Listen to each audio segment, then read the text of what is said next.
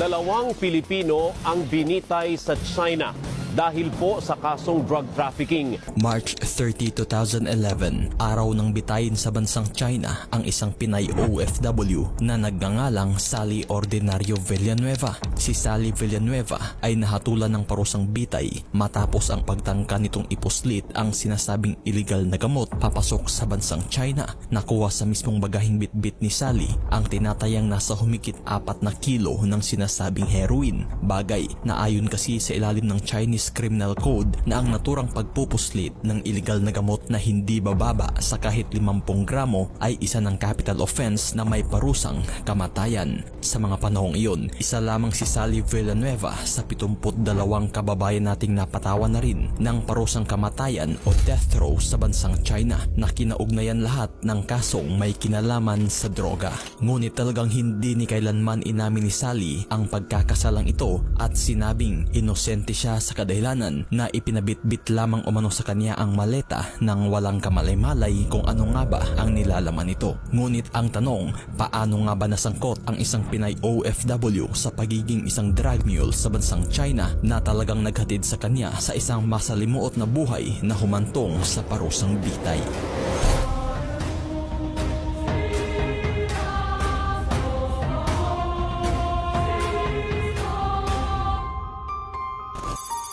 Kababayan, pagkakot na araw, patay na po yung tatlong kababayan natin. Si Sally Ordinario Villanueva ay tubong Isabela at isang ina na nagnanais ng magandang buhay para sa kanyang pamilya. Nang dahil sa kawalan at hirap ng buhay dito sa ating bansa, napagdesisyon na nitong makipagsapalaran na lang muna bilang OFW. Labag man sa kalooban ang mahiwalay sa pamilya, ngunit ito lamang ang nakikitang paraan ni Sally upang masuportahan ang pamilya, lalo na't sa mga anak niyang nag-aaral. Nabigyang katuparan naman ang naging plano ni Sally nang ito'y makapasok bilang isang domestic helper sa Macau. Naging maganda naman ang pakikitungo ni Sally sa Macau kung saan natapos nga nito ang kanyang kontrata. Dito na rin niya nakilala ang kapwa Pinay na nagngangalang Mapit Cortez o kilala sa tawag na Tita Kakayan. Agara namang naging magkaibigan ang dalawa kung saan tubong Isabela rin ang nagngangalang Mapit Cortez.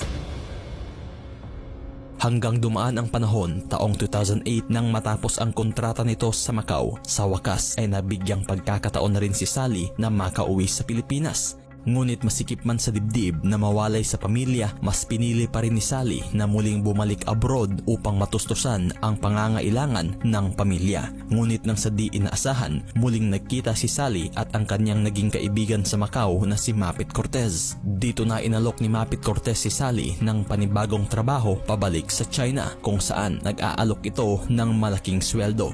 Sa pagkakataong ito, hindi na domestic helper ang papasuking trabaho ni Sally, kundi ang pagiging messenger o tagapangasiwa ng di umano'y delicate spare parts ng mga cellphone na galing sa China para ibenta sa Pilipinas. At nang dahil sa pagnanais ni Sally na makapagtrabaho muli abroad, walang alinlangan nitong tinanggap ang naging alok ng kaibigang si Mapit Cortez. Dito na rin mas nahulog palalo ang tiwala ni Sally kay Mapit Cortez nang sabihing sagot na niya lahat ng gastusin sa mismong pagproseso ng papeles sa kanyang trabaho. At hanggang buwan ng Disyembre taong 2008, muling tumawag si Mapit Cortez kay Sally at sinabing nakahanda na umano ang lahat ng kanyang papeles pabalik sa China. Bagay na siyang ikinatuwa naman ni Sally Villanueva. Ngunit ang nakapagtataka ay nang sabihan si Sally na huwag na raw itong magdala pa ng bagahe nang dahil talagang si Mapit Cortez na ang bahala sa kanyang mga kagamitang dadalhin. Sabihin mang nakakapanibago at hindi pangkaraniwan ang alok na ito, sadyang hindi na lamang binigyang mali siya ni Sally sa kadahilanan na malaki ang tiwala nito sa kanyang kaibigan. Hanggang kinabukasan, dito na nagkita si Sally at Mapit Cortez kung saan inabot na kay Sally ang naturang kagamitang bagahe na nilalaman na raw ng mga kagamitang dadalhin niya sa bansang China. Sabay inabot rin ni Mapit Cortez ang malaking halaga ng salapi kung saan pocket money umano ito ni Sally Villanueva. Dito na rin ibinigay ni Mapit Cortez ang mismong contact ng taong sasalubong sa kanya pagdating sa bansang China. Ngunit sa laysay ni Sally, wala umano itong eksaktong pangalan at umano'y boss raw lamang ito kung tawagin ni Mapit Cortez.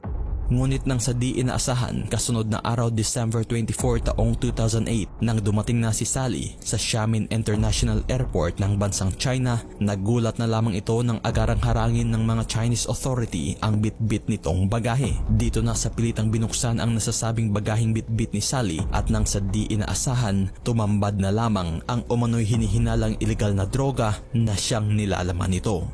Sa mga oras na iyon, talagang posas kamay ang inabot ni Sally at agaran itong dinala ng mga otoridad upang imbestigahan. Kalaunay napag-alaman sa ginawang imbestigasyon na tinatayang nasa humigit 4 na kilo pala ng sinasabing heroin ang talagang itinangka o manong ipuslit ni Sally papasok sa bansang China. Sa mga oras na iyon, hindi na rin makontak ni Sally ang sinasabing boss na siya o mano ang sasalubong sa bagaheng bitbit nito. Bagay na sa mga panahong iyon, wala nang magawa si Sally nang dahil kahit ang mismong kaibigan niyang si Mapit Cortez ay hindi na rin makontak.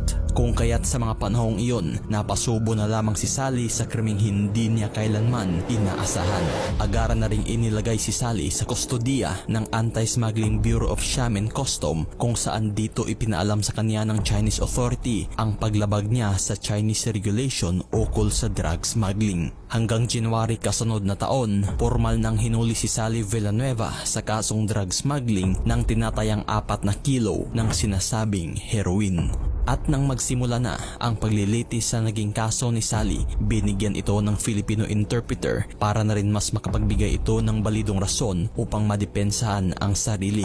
Binigyan rin si Sally ng consular at legal assistance ng Philippine Consulate General na nakabase sa Xiamen, bansang China. Ngunit sa naturang trial, maluhaluhang itinanggi ni Sally ang naturang krimen at sinabing inosente umano siya sa naturang pagkakasala at biktima lamang umano siya sa laganap na illegal recruitment sa ating bansa.